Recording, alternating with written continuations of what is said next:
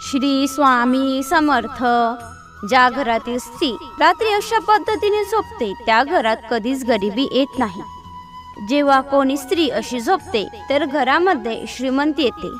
तुम्ही सुद्धा या बाबतीत जाणून घेण्यासाठी उत्साहित असाल तर तुम्ही हा व्हिडिओ शेवटपर्यंत नक्की बघा.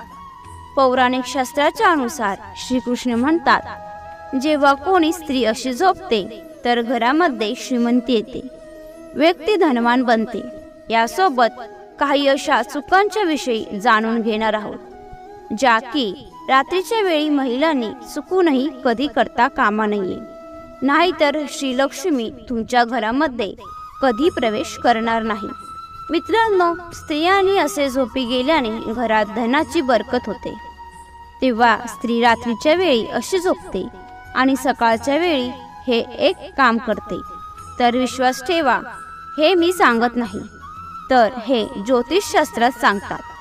ते घर कधीही धनवान करोडपती बनू शकते. मित्रांनो, झोप एक अशी गरज आहे जी प्रत्येकासाठी खूपच आवश्यक आहे.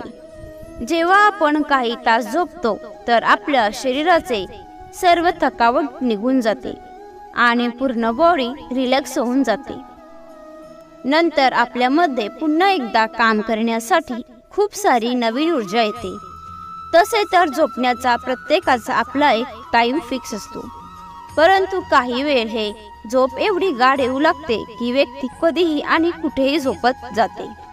झोपणे व्यक्तीसाठी तेवढेच आवश्यक आहे जेवढे की जेवण्यासाठी अन्नाची आवश्यकता असते. स्त्रियांच्या अशा झोपे जाण्याने सर्वप्रथम यश कीर्ती प्राप्त होते. स्त्री या जर अशा झोपतात तर विश्वास ठेवा, तुम्हाला श्रीमंत व धनवान होण्यापासून कोणीच थांबवू शकणार नाही. आणि ही एक बाब शास्त्रामध्येही सांगितलेली आहे. त्यामुळे तुम्ही ही अवश्य जाणून घ्या आणि झोपतेवेळी हे काम अवश्य करा. या तर मग मित्रांनो, जाणून घेऊया. शास्त्रामध्ये स्पष्टपणे सांगितले गेलेले आहे की रात्री उशिरापर्यंत झोपी जाणारी महिला पूर्ण घराचा विनाश करते आणि याने माता राणी लक्ष्मी रुष्ट होऊन जाते. मान्यतांच्या अनुसार रात्री उशिरापर्यंत जो कोणी महिला जागी राहत असेल तर याचा अर्थ तुमच्या घरामध्ये कोणती तरी फार मोठी समस्या होऊ शकते. त्यामुळे कोणत्याही महिलेने रात्री उशिरापर्यंत कधी जागी राहता कामा नये. असे करत राहिल्याने भयंकर दोष लागतात. त्यामुळे लवकर झोपून सकाळी लवकर उठले पाहिजे. धर्मशास्त्राच्या अनुसार ज्या घरातील महिला आपला जास्तीत जास्त वेळ झोपण्यासाठी बर्बाद करतात तेथील घरात कधीही राहू केतू आणि शनीची कुदृष्टी पडू शकते. हे पाहता तर तुम्ही असे कधीच करता कामा नये. जी महिला नेहमी सर्व वेळ झोपण्यातच घालवते तर सर्व देवी देवता भयंकर क्रोधित होतात. त्यामुळे मर्यादित झोप घेतली पाहिजे, कारण की जास्त झोपून राहणे हे धनाची हानी आणि आजारांना निमंत्रण देण्याच्या बरोबरीचे आहे. जेव्हा तुम्ही रात्रीच्या वेळी झोपण्यासाठी अंथरुणावर येता तेव्हा तुम्ही नकारात्मक ऊर्जांनी भरलेल्या गोष्टींविषयी अजिबात चुकूनही चर्चा करू नये अथवा अशा गोष्टींविषयी विचारही करू नये. असे केल्याने नकारात्मक ऊर्जा आकर्षित होते आणि तुमच्या स्वप्नामध्ये येऊन तुमच्यावर प्रभाव पडू शकते. झोपते वेळी नेहमी मनामध्ये चांगल्या सकारात्मक विचारांचे चिंतन करत झोपले पाहिजे. याने आपणास यश कीर्ती व उन्नती प्राप्त होत राहते. मित्रांनो, कदाचित हे बाब फारच कमी लोकांना माहिती असेल की आठवड्यातील काही खास दिवसांच्या वेळी तुम्ही कधीही उशिरा उठता कामा नये. तसे तर उशिरा उठण्याची सवय शास्त्राच्या अनुसार योग्य मानले जात नाही, परंतु काही खास दिवसांच्या वेळी परिवारातील सर्व सदस्यांना त्या गोष्टीची खास काळजी घेतली पाहिजे की कोणत्या दिवसांमध्ये उशिरा उठणे सर्वात भारी दोष आणि भयंकर बर्बादीचे कारण बनते. त्यामुळे मंगळवार, शनिवार आणि गुरुवारी जेवढे शक्य होईल तेवढे लवकर उठण्याचा प्रयत्न करा, कारण की ही वेळ तुमचा विनाश करू शकते. शास्त्रांमध्ये स्पष्टपणे सांगण्यात आलेले आहे की या दिवसांमध्ये उशिरा उठल्याने त्या व्यक्तीवर खूप सारे दोष लागतात. जे त्यास बर्बाद करू शकतात। या तर मग आता पाहूया की सकाळच्या वेळी उठण्याचा योग्य मुहूर्त नेमका कोणता आहे, कोणत्या वेळी तुम्हाला उठले पाहिजे।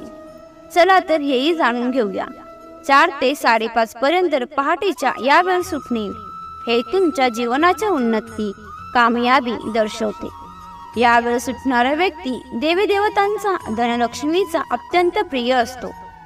जेव्हा कोणी महिला यावेळी उठते तर अशा घरामध्ये श्री धनलक्ष्मी अतिप्रसन्न होते आणि अशा घरामध्ये वास करत राहते। मित्रांनो, महिलांनी सर्वात प्रथम सकाळी उठल्यावर घरामध्ये झाडू मारले पाहिजे आणि जर तुम्ही असे करू शकत नसाल तर अशामध्ये कमीत कमी घराच्या मुख्य दरवाजासमोर झाडू अवश्य मारावा।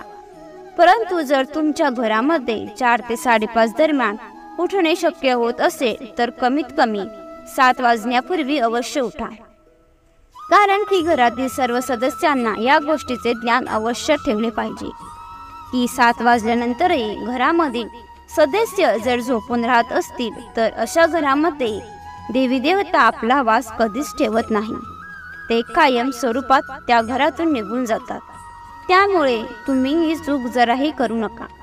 जर तुम्ही तुमच्या घरामध्ये सुख समृद्धी आनंदी वातावरण घेऊन येऊ इच्छिता तर तुमच्या घरामध्ये 7 वाजून गेल्यानंतर कोणत्याही सदस्याने झोपून राहता कामा नये। जर कोणी आजारी असेल तर काही हरकत नाही, परंतु इतर दिवसांमध्ये ही चूक तुम्ही करता कामा नये।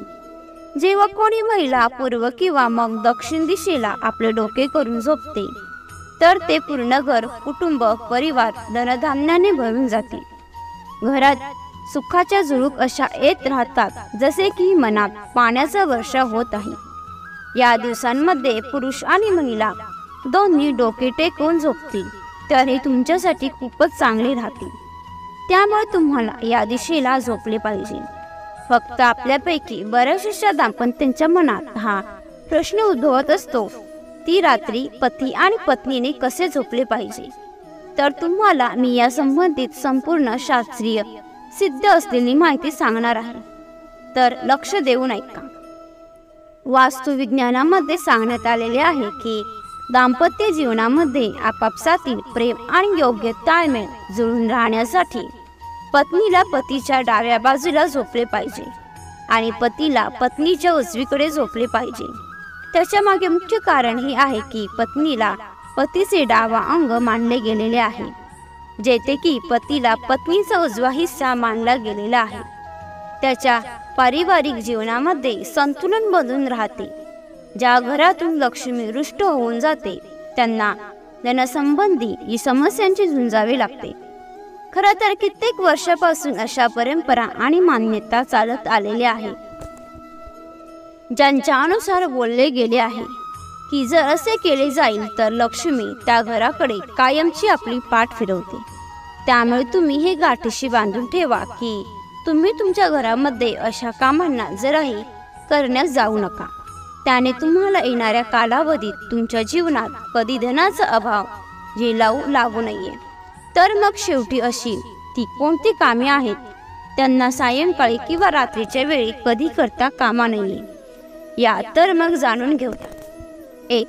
असे मानले जाते की सायंकाळी आणि रात्रीच्या वेळी दूध, दही व मीठ कोणासही देता कामा नये। तर हो मित्रांनो, त्या वस्तूंना तुम्ही यावेळी खरेदी करून घरात तर आणू शकता, परंतु चुकूनही कोणास आपल्या घरातून मात्र काढून यावेळेस देऊ शकत नाही। जर तुम्ही ही चूक केली तर याने तुम्हाला लक्ष्मीचा क्रोध झेलावू लागू शकतो। 2. मित्रांनो, लक्षात असू द्या, जसे तुम्ही सकाळी उठल्यानंतर पूर्ण घराचे साफसफाई करता, पूजा पाठही करता, अगदी तसेच सूर्य मावळण्यापूर्वी सायंकाळच्या वेळी आपल्या घराचे साफसफाई करा, कारण की घाण केरकचरा हा धनलक्ष्मीला जराही पसंत नसतो। 3. असे बोलले जाते की आळस हा मनुष्याचा सर्वात मोठा शत्रू असतो आणि उष्ट भांड्याच्या बाबतीत तुमचा हा शत्रू श्री लक्ष्मीलाही नाराज करू शकतो। काही घरांमध्ये लोक हा आळस करतात आणि रात्रीच्या वेळी उष्टी खरकटी भांडी अशीच ठेवून देतात आणि दुसऱ्या दिवशी सकाळी भांडी धुतली जातात। तर मित्रांनो, हे शास्त्रांच्या अनुसार जराही योग्य मानले जात नाही. रात्रीची उष्टी भांडी किचनमध्ये ठेवल्याने लक्ष्मी नाराज होते आणि या स्त्री अन्नपूर्णा मातेचा अपमान केल्याचे मानले जाते. आणि वास्तुशास्त्राच्या अनुसार असे केल्याने धनाची देवी महालक्ष्मी आणि अन्नधान्याची देवी श्री अन्नपूर्णा तुमच्या घराचा त्याग करते. 4. तुम्हाला सांगू इच्छिते की तुम्हाला तर हेही माहीतच असेल की श्री लक्ष्मीला अन्नदाता हे बोलले जाते. तिच्या कृपेनेच आपण सर्वांना धनसंपत्ती आणि अन्नधान्याची प्राप्ती होत असते. त्यामुळे हे लक्षात असू द्या की तुम्ही चुकूनही कधी अन्नाचा अपमान करू नका. लक्षात ठेवा की जेव्हा पण तुम्ही जेवण जेवा तेव्हा त्यास पूर्ण संपवावे, कारण की श्री लक्ष्मी ताटात अर्धवट टाकलेल्या अन्नाच्या कारणामुळे रुष्ट होऊ शकते. त्यामुळे आपल्या घरामध्ये हे घडण्यास देऊ नका आणि जर कोणी असे करत असल्यास त्यास त्वरित रोकावे. आणि खास करून आपल्या लहान मुलांनाही सवय अवश्य लावा. 5. ज्या घरामध्ये महिलांना कायम अपमानित केले जाते त्या घरातही लक्ष्मी कधी वास करत नाही. त्यामुळे चुकूनही कधी तुम्हीही चूक घरात करू नये. 6. बऱ्याच वेळा आपण लोक पूजा करतेवेळी काही चुकांना करतो, ज्याच्या कारणामुळे आपणास नुकसान होऊ शकते. पूजा करतेवेळी काळजी घ्यावी की कोणते सामग्रीला काही लोक या गोष्टीचे ध्यान न ठेवता चुकून पूजेचे काही सामान जमिनीवर तसेच ठेवून देतात आणि नंतर त्याच देवतेला समर्पित करतात. परंतु असे कधी करू नये. पूजा सामग्रीला कायम पूजेच्या थाळीमध्ये अथवा कोणत्या तरी कापडावरच ठेवले पाहिजे. असे केल्याने पूजेच्या त्या सामग्रीची शुद्धता व सात्विकता टिकून राहते. 7. नेहमी हे लक्षात ठेवा की स्वच्छ आणि साफसुथरं ठिकाणीच धनाची देवी श्री महालक्ष्मीचा निवास होतो. ज्या लोकांच्या घरामध्ये अस्वच्छता, केरकचरा, घाण राहत असते तेथे लक्ष्मी कधीच निवास करत नाही. त्यामुळे आपणास आपल्या घराच्या साफसफाईसोबतच आजूबाजूचीही साफसफाई ठेवली पाहिजे. आपल्याला घरासोबत मनाने स्वच्छ राहणे आवश्यक आहे. त्यामुळे दुसऱ्यांच्या प्रती कोणत्या प्रकारचा राग, द्वेष व दुश्मनी आपल्या मनामध्ये कधी ठेवू नका. आणि फक्त काही वेळा बरीच लोक बाहेरून येतात, घरात हातपाय न धुता तसेच येतात आणि सरळ काही खाऊ लागतात किंवा मग सोफ्यावर, बेडवर आधी बसून जातात. परंतु असे करण्यास धार्मिक आणि वास्तू या दोघांच्या दृष्टिकोनातून हे सवय खूपच अशुभदायी मानले जाते. त्यामुळे घरात प्रवेश करण्यापूर्वी आपणास स्वतःला सर्वात प्रथम स्वच्छ करा आणि संध्याकाळी श्री लक्ष्मीचा पाठ एकदा आवर्जून करा. याने तुम्हाला श्री लक्ष्मीच्या धनप्राप्तीच्या आशीर्वादाची प्राप्ती आवश्यक होते. काही लोकांची सवय असते तिथे अंथरुणावर अथवा बेडवर बसूनच जेवण जेवतात. असे कधीच करू नका. अन्नपूर्णा मातेला श्री लक्ष्मीचेच एक रूप मानले जाते आणि असे जेवण केल्याने अन्नाचा घोर अपमान होतो. त्यामुळेच अशा लोकांवर लक्ष्मी पूर्ण जीवन काळासाठी नाराज राहत असते. या लोकांच्या शरीरामध्ये भयंकर आजार येतात आणि यांच्यावर कर्ज वाढत जाते.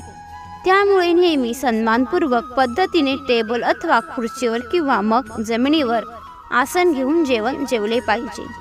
परंतु कधी बेड अथवा अंथरुणावर बसून जेवण करू नये. आणि फक्त घरामध्ये कचऱ्याचा डबा ठेवणे ही एक फारच उत्तम सवय असते. याने घर साफ राहते आणि सकाळी कचऱ्यावालेला कचरा देताना कोणतीच अडचण येत नाही. परंतु चुकूनही डस्टबिन कधी घराच्या समोर अथवा दरवाजात ठेवू नका. बरेच वेळा काही लोक आपल्या सवलतीसाठी असे करतात, ज्याने की कचऱ्यावाल्याला सकाळी तुम्हाला त्रास न देता कचऱ्यास घेऊन जाण्यास बरे पडेल. परंतु असे केल्याने फक्त कचऱ्यावालाच नव्हे तर श्री लक्ष्मी तुमच्या दारातूनच परत माघारी परतून जाते. तसेच शेजाऱ्यांच्या सोबत आपले संबंध बिघडू लागतात. त्यामुळे ही चूक तुम्ही कधी करू नये. तुम्हाला ही माहिती आवडली असेल तर लाईक आणि शेअर करा. तसेच अशीच माहिती नेहमी ऐकण्यासाठी चॅनलला सबस्क्राईब नक्की करा. श्री सद्गुरू स्वामी समर्थ. धन्यवाद.